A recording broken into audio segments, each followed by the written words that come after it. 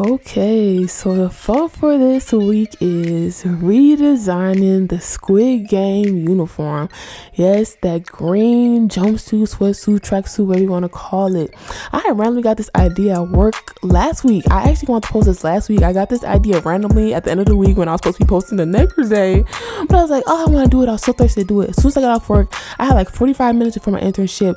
I hop skipped my ass to a fabric store, found the fabric, and got home and started designing it out. And I was like, I didn't know what I wanted to do with it per se, but I wanted to do a little something different. And I was thinking like, I was like, should I do a jumpsuit, a catsuit? I was like, nah, because I'm already kind of doing a lot of those. So I was like, what should I do? So I started thinking and I thought like anime, but I was like, anime is a little eccentric sometimes and not always as sexy as I want to be. Then I was like, ooh, games. Then I thought about like Mortal Kombat. Then I started looking at different animes and different video game characters, and like I got like the idea for the structure of the top from like this one like drawing of like a black anime character, and I was like, oh, I like that. So I was like, oh, that'd be good. And I had a top kind of similar, so I knew the pattern wouldn't be that hard. Then I was thinking like, what if I added like some slits and some cuts and then like a few little white borders and whatnots and the thingamajigs, and that's how we got our design.